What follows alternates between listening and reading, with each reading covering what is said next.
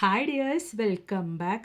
எல்லாரும் எப்படி இருக்கீங்க? நல்லா இருக்கீங்களா? அப்போ இன்றைக்கி நாம் பார்க்க போகிறது நம்ம வீட்லேயும் அது மாதிரி நமக்கு வீட்டில் வெளியில் எல்லாம் நமக்கு ரொம்பவே தொல்லையான எலிங்க, அது மட்டுமே இல்லாமல் பெருச்சாழிங்க, நம்ம வீட்டுக்குள்ளே தொல்லையாக இருக்கிற பல்லிங்க, அது மட்டுமே இல்லாமல் சிலந்தி எல்லாம் நமக்கு ரொம்ப ஈஸியாக துரத்தக்கூடிய, நம்ம வீட்டு பக்கம் கூட வராத அளவுக்கு நமக்கு செய்யக்கூடிய அருமையான கொஞ்சம் டிப்ஸுங்க தான் நம்ம பார்க்க போகிறோம். இப்போ எல்லாருமே வீடியோ ஒன்று ஃபுல்லாக ஸ்கிப் பண்ணாமல் பாருங்கள்.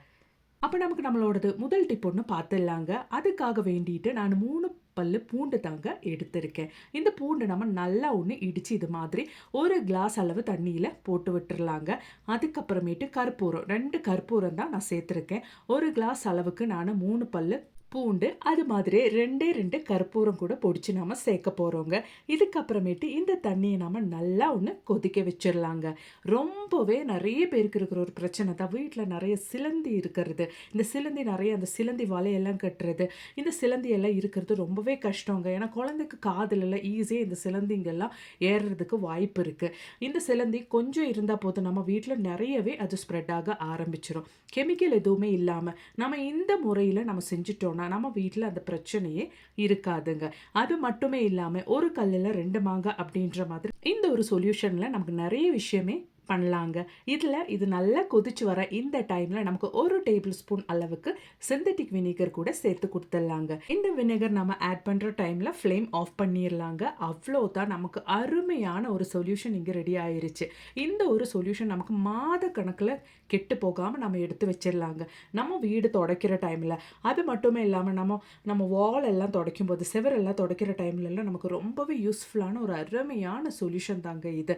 அது மட்டுமே இல்லாமல் கிச்சன் நீங்கள் க்ளீன் பண்ணும்போது, கேஸ் ஸ்டவ் க்ளீன் பண்ணும்போது, உங்கள் கிச்சன் சிங்க்கு க்ளீன் பண்ணும்போதெல்லாம் இந்த ஒரு சொல்யூஷன் மட்டுமே நீங்கள் பயன்படுத்திக்கோங்க. இந்த மாதிரி நான் வடிகட்டி எடுத்துட்டேங்க.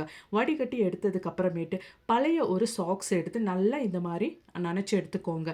அந்த சாக்ஸ் நல்லபடியாக இந்த மாதிரி நனைச்சி எடுத்ததுக்கு அப்புறமேட்டு நம்ம இது எதுக்கு பயன்படுத்துவோம் அப்படின்றத பார்த்துடலாங்க. இந்த மாதிரி நம்ம வீட்டில் இருக்கிற தொடப்பத்துக்கு மேலே இந்த சாக்ஸை நம்ம போட்டு விட்டுடலாங்க.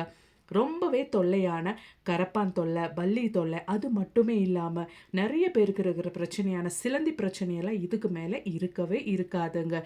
இந்த மாதிரி அந்த சாக்ஸு தொடப்பத்தில் போட்டதுக்கு அப்புறமேட்டு அந்த சாக்ஸு தொடப்பத்தில் இருந்து கழண்டு வராமல் இருக்கிறதுக்கு இது மாதிரி ஒரு ரப்பர் பேண்டு செக்யூராக போட்டு விட்டுக்கோங்க. குழந்தைங்க எல்லாம் இருக்கிற வீட்டில் ரொம்பவே சேஃபாக செய்யக்கூடிய ஒரு அருமையான டிப்பு தாங்க இது. இந்த மாதிரி குழந்தைங்க எல்லாம் இருக்கிற வீட்டில் தரையெல்லாம் நீங்கள் கூட்டும்போது இந்த மாதிரி நீங்கள் கூட்டி எடுத்துட்டிங்கன்னா குப்பையும் உங்களுக்கு நீங்கும், அது மாதிரி வீடும் தொடச்ச மாதிரி இருக்கும், நல்ல ஹைஜீனிக்காக இருக்கும்.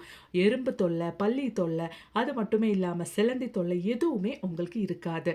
இந்த மாதிரி செவரில் ரொம்பவே சிலந்தி வலையெல்லாம் இருக்குன்னா அந்த இடத்துலலாம் நீங்கள் இந்த மாதிரி ஒன்று தொடச்சி விட்டுக்கோங்க. இந்த மூலையிலெல்லாம் தான் ரொம்பவே சிலந்திங்க வலை கட்டும், சிலந்திங்க இருக்கும். இந்த மாதிரி நீங்கள் கண்டினியூஸாக ஒரு வாரம் பண்ணிட்டு வந்துட்டீங்கன்னா உங்கள் கதவு சந்தில், ஜன்னல் சந்தில் எல்லாம் நீங்கள் அந்த சிலந்தி நிறைய வர்றதுக்கு சான்சஸ் இருக்கிற இடத்துல எல்லாம் இந்த மாதிரி நீங்கள் தொடச்சி விட்டுட்டீங்கன்னா ஈஸியாகவே ஒரு வாரத்தில் இதெல்லாம் உங்கள் வீட்டு பக்கமே வராதுங்க. கரப்பான் தொல்லை, பல்லி தொல்லை, அது மட்டுமே இல்லாமல் சிலந்தி தொல்லை எல்லாம் உங்களுக்கு இருக்கவே இருக்காதுங்க. குழந்தைங்க இருக்கிற வீட்டில் சேஃபாக செய்யக்கூடிய ஒரு அருமையான ரெமடிங்க. கண்டிப்பாக ட்ரை பண்ணி பாருங்கள். அப்போ இனி நமக்கு நம்மளோடது அடுத்த டிப் ஒன்று பார்த்துடலாங்க. நம்ம வீட்லேயும் அது மாதிரி வீட்டு சுற்றிலுமே தொல்லையான எலி, பெருச்சாழி, பாம்புங்க, இவங்க எல்லாம் நமக்கு கொல்லணும், நமக்கு இதுக்கு மேலே அந்த தொல்லையே இருக்கக்கூடாது அப்படின்னு நினச்சிட்டிங்கன்னா இந்த மாதிரி பழைய சாப்பாடு நீங்கள் ஒரு 2 டீஸ்பூன் அளவுக்கு எடுத்துக்கோங்க. அதுக்கு மேலே 1 டீஸ்பூன் அளவுக்கு ஹார்பிக் ஊற்றிக்கோங்க. இந்த ஒரு ஹார்பிக்கில் இருக்கிற ஹார்ம்ஃபுல் கெமிக்கல்ஸு இந்த மாதிரி இருக்கிற எலி, பெருச்சாழி இதுங்கெல்லாம் சாப்பிட்டுச்சுன்னா அவ்வளோதாங்க, அவங்களுக்கு அதுக்கப்புறமேட்டு உயிரே மிஞ்சாது. கண்டிப்பாக நீங்கள் கொல்லணும்னு நினச்சிங்கன்னா இந்த மாதிரி ஒரு ரெமடி நீங்கள் கண்டிப்பாக ட்ரை பண்ணி பாருங்கள். அதில் ஒரு 1/4 டீஸ்பூன் அளவுக்கு ஆப்பிள் சிடர் வினிகர் கூட சேர்த்து கொடுத்து நல்லா மிக்ஸ் பண்ணி விட்டுக்கோங்க. கடையிலேருந்து கண்ட கெமிக்கல்ஸ் எல்லாம் வாங்கி நீங்கள் ட்ரை பண்ணுறதுக்கு, காசு வேஸ்ட் பண்ணுறதுக்கு இந்த மாதிரி நீங்கள் ட்ரை பண்ணிவிட்டு வீட்டு வெளியில் எலியும் பெருச்சாழி அது மாதிரியே பாம்பெல்லாம் வர அந்த ஒரு பகுதியில் நீங்கள் வச்சு விட்டுட்டிங்கன்னா இதுக்கப்புறமேட்டு அந்த பிரச்சனையே உங்களுக்கு இருக்கவே இருக்காதுங்க.